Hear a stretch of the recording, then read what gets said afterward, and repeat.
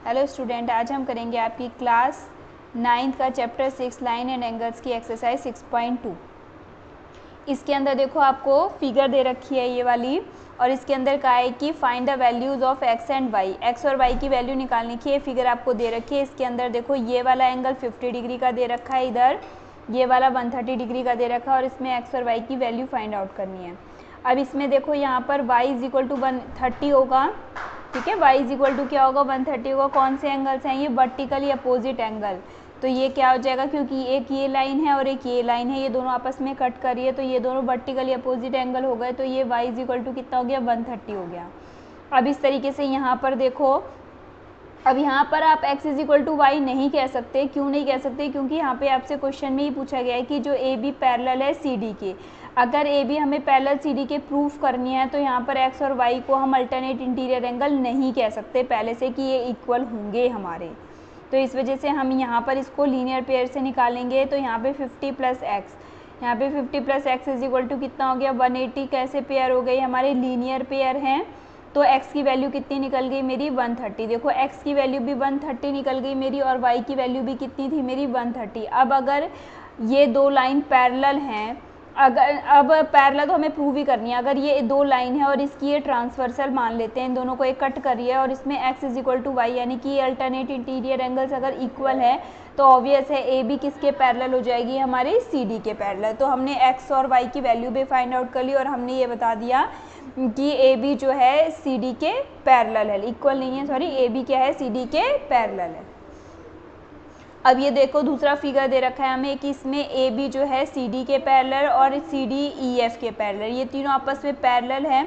और इसमें आपको दे रखा है ये x है, ये y दे रखा है, ये z दे रखा है, और आपसे ये रेशो दे रखा है y ratio z। y ratio z कितना दे रखा है, 3:7 दे रखा है। y रेशो z आपको 3:7 दे रखा है, और हमें किसकी वैल्यू निकालनी है, इस x की वैल्यू फाइंड आउट करनी है। तो हमें देखो सबसे पहले यहाँ पे ए बी किसके पैरेलल है, सी डी के, और सी डी किसके पैरेलल है, ई एफ के, ठीक है। अब यहाँ पर देखो ये जो 1 है ये किसके इक्वल होगा, y के इक्वल होगा, क्योंकि ये एक लाइन है सी डी और ये क्या है, इसकी ट्रांसवर्सल है। तो y इज इक्वल टू 1 हो जाएगा। कैसे एंगल हैं ये, वर्टिकली अपोजिट एंगल। तो y इज इक्वल टू 1 हो जाएगा। अब यहाँ पर देखो ये लाइन इस लाइन के पैरेलल है, तो y plus z is equal to कितना होगा, 180। क्यों होता है, क्योंकि जब कोई लाइन, दो लाइंस पैरेलल होती है तो और कोई इसकी ट्रांसवर्सल है, तो इनके जो सेम साइड होते हैं, ट्रांसवर्सल की ये सेम साइड है, ये तो अपोजिट साइड है। देखो इधर का और इधर का, ये तो अपोजिट है, लेकिन ये और ये क्या है, हमारे सेम साइड। तो sum of same side of transversal क्या होता है, 180। Sum of same side of transversal, यानी कि यहाँ पर हमारा ये 1 किसके इक्वल था, y के। तो 1 plus Z is equal to 180 लिख लो, चाहे y plus Z is equal to क्या लिख लेंगे, 180 डिग्री। ये लिख ले sum of same side of transversal, क्योंकि सी डी पैरेलल है ई एफ के। अब हमें y रेशो z कितना दे रखा है, 3:7 दे रखा है। तो जब भी कोई चीज़ रेशो में दे रखी होती है, हम इस दोनों के बीच में एक कांस्टेंट मान लेते हैं, क्योंकि ये दोनों में ही होगा। तो मैंने y को किसके इक्वल मान लिया, 3p के इक्वल, और z को किसके इक्वल मान लिया, 7p। आप यहाँ पे ये वेरिएबल, ये जो है p की कांस्टेंट है, इसकी जगह कुछ और भी रख सकते हैं, मतलब कोई भी दूसरा a भी रख सकते हैं दोनों की जगह, यहाँ पर b भी रख सकते हैं, या c भी रख सकते हैं। कोई भी अपनी मर्जी से कोई भी अदर कांस्टेंट रख सकते हैं। मैंने p रख लिया। अब देखो y की जगह मैंने 3p पुट कर दिया, z की जगह 7p रख दिया, इज इक्वल टू 180 हो गया। तो z 7 प्लस, यहाँ पे 3 और 7 नहीं रख सकते हैं क्योंकि ये रेशो में दे रखे हैं, इसीलिए हमें रेशो को हटा के तब वैल्यू पुट करेंगे। तो 7p प्लस 3p कितना हो गया, 10p इज इक्वल टू 180। तो p की वैल्यू कितनी निकल गई आपकी, 18 डिग्री, ठीक है। अब हम p की वैल्यू पुट करेंगे, तो y इज इक्वल टू क्या गया, 3 × 18 यानी कि 54 डिग्री हो जाएगा, और z इज इक्वल टू कितना हो गया, 7 × 18 यानी 126 डिग्री आ गया। अब यहाँ पे देखो हमारा y की वैल्यू निकल गई, z की वैल्यू निकल गई। अब ए बी पैरेलल है हमारा सी डी, और सी डी पैरेलल है ई एफ के। तो ए बी भी ई एफ के पैरेलल हो गई, A B parallel C D parallel E F. तो ए बी किसके पैरेलल हो गई, ई एफ के। तो ये जो x और z हैं ये आपस में कैसे एंगल हो गए, अल्टरनेट इंटीरियर एंगल्स। x और z कैसे हो गए हमारे, अल्टरनेट इंटीरियर एंगल। z अभी हमने कितना निकाला, 126 डिग्री निकाला, तो x की वैल्यू भी कितनी आ जाएगी हमारी, 126। तो x की वैल्यू 126 आ गई हमारी, ठीक है, x की वैल्यू 126। अभी हमारा थर्ड क्वेश्चन है, देखो इसमें क्या दे रखा है, ए बी जो है सी डी के पैरेलल दे रखा है, ई एफ जो है ये फिगर है, पहले ये फिगर चेक कर लो। इसमें ए बी जो है सी डी के पैरेलल दे रखा है, जो ई एफ है ये सी डी पर परपेंडिकुलर है, 90 डिग्री का है। जो ई एफ है वो सी डी पर 90 डिग्री का हो गया। अब जी ई डी, ठीक है, जी ई डी कितना दे रखा है आपको, 126 डिग्री दे रखा है। अब हमें निकालना क्या क्या है ये चेक करते हैं। देखो एक तो ये वैल्यू निकालनी है ए जी ई, एक तो ये निकालना है हमें, उसके बाद निकालना है जी ई एफ यानी कि सिर्फ इतना पार्ट निकालना है, जी ई एफ का निकालना है हमें। उसके बाद निकालना है एफ जी ई यानी कि फिर ये वाला पार्ट निकालना है हमें, ठीक है। हमें तीन चीज़ें कौन सी निकालनी है, एक तो ए जी ई ये वाला, उसके बाद जी ई एफ यानी ये वाला, और उसके बाद एफ जी ई यानी कि ये वाला पार्ट निकालना है। अब देखो ध्यान से, अगर ये दोनों ए बी जो लाइन है सी डी के पैरेलल है तो ये क्या हो गई, इसकी ट्रांसवर्सल हो गई, ये इसकी ट्रांसवर्सल है। तो ए जी ई है ये किसके इक्वल आ गया, जी ई डी के, ठीक है। जैसे ये दो लाइन है ये इसकी ट्रांसवर्सल है हमारी, तो ये वाला एंगल किसके इक्वल आ जाता है हमारे, इसके अल्टरनेट इंटीरियर एंगल। ऐसे ये लाइन इस लाइन के पैरेलल है देखो, तो ये वाली इसकी ट्रांसवर्सल है, तो ये वाला एंगल किसके इक्वल आ गया, ये कंप्लीट के इक्वल आ गया। तो A G E is equal to G E D, A G E is equal to G E D आ जाएगा। कौन से एंगल होगा, ये हमारे अल्टरनेट इंटीरियर एंगल। तो ए जी ई की वैल्यू कितनी आ गई मेरी, ए जी ई की वैल्यू आ गई 126, क्योंकि जी ई डी हमें 126 दे रखा है, तो ए जी ई भी कितना आ गया मेरा 126 आ गया, ठीक है। अब यहाँ पे देखो इसमें हमसे जी ई एफ की वैल्यू निकालनी है, तो जो जी ई डी है एंगल जी ई डी, ये दो एंगल्स को मिलके बना है क्या क्या, एक तो जी ई एफ और एक एफ ई डी, ठीक है। जो जी ई डी है हमारे दो एंगल्स को मिलके बना है G E F plus F E D, तो हमने वही रख दिया। देखो जी ई डी किस किस को मिलकर बना है, G E F plus F E D को। तो जी ई डी की वैल्यू हमारे को दे रखी है 126, जी ई एफ हमें निकालना है, और एफ ई डी देखो ये अगर 90 है तो नीचे वाला भी हमें दे रखा है, ये कितना है 90, कौन सा, एफ ई डी।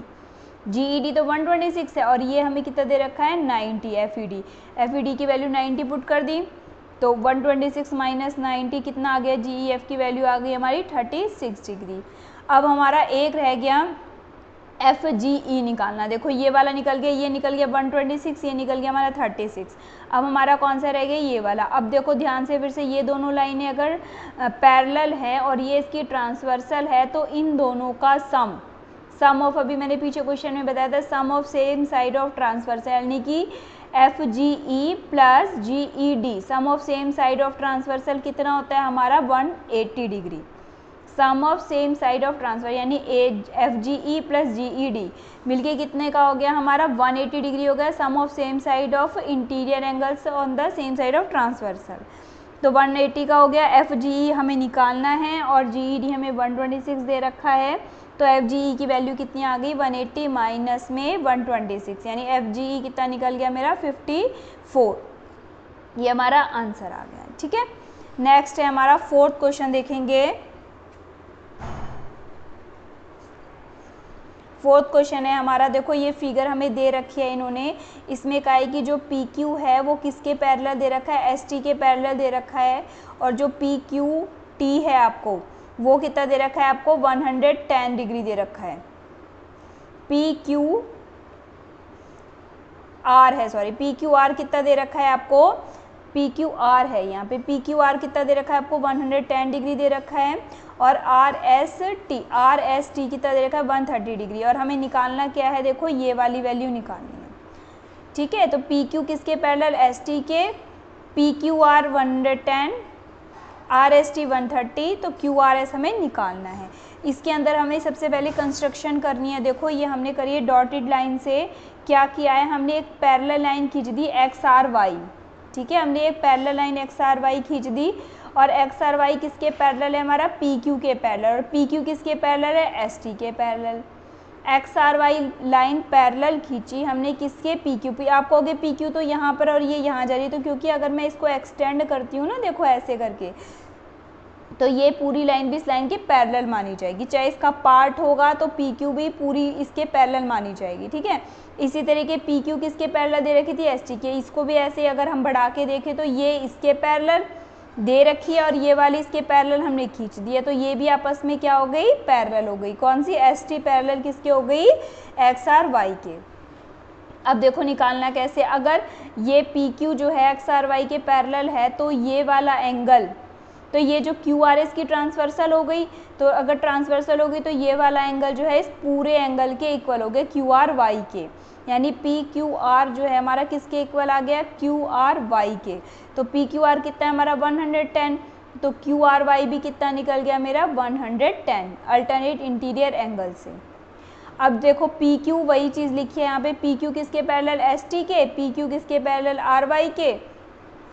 तो अब हमारा देखो sum of same side of transversal, देखो ये अभी मैंने कितना निकाल लिया, ये पूरा का पूरा हमारा कितना निकल गया 110 निकल चुका है। अब हमने एक साइड का ट्रांसवर्सल का सम, देखो ये वाली लाइन इस लाइन के पैरेलल है हमारी, तो ये वाला T S R plus S R Y, T S R plus S R Y is same side, और ये इसकी ट्रांसफर, देखो S T parallel R Y के और ये इसकी ट्रांसवर्सल, तो sum of same side of transversal यानी कि T S R plus S R Y, तो इनके सेम साइड ऑफ ट्रांसवर्सल का सम कितना हो गया 180 डिग्री हो गया हमारा। तो ये हमें 130 दे ही रखा है, तो हमने क्या निकाल लिया एस आर वाई कितना आ गया मेरा 130 plus S R Y is equal to 180, तो एस आर वाई की वैल्यू निकल गई हमारी 50 डिग्री। एस आर वाई की देखो इतने की वैल्यू कितनी निकल गई मेरी 50 डिग्री, और ये पूरा यहाँ से लेकर यहाँ तक कितना था 110, तो 110 में से अगर मैं 50 माइनस कर दूंगी तो क्या निकल जाएगा मेरा क्यू आर एस, जो कि हमें चाहिए। समझ में आया, ये पूरा देखो ये लाइन इस लाइन के पैरेलल, तो ये 110 और ये भी पूरा 110। अब ये दोनों एक दूसरे के क्या हो गए, सेम साइड ऑफ ट्रांसवर्सल हो गए सम ऑफ, तो ये 130 तो ये कितना निकल गया 50। अब इस पूरे 110 में से 50 माइनस कर देंगे तो क्या निकल जाएगा हमारा क्यू आर एस निकल जाएगा।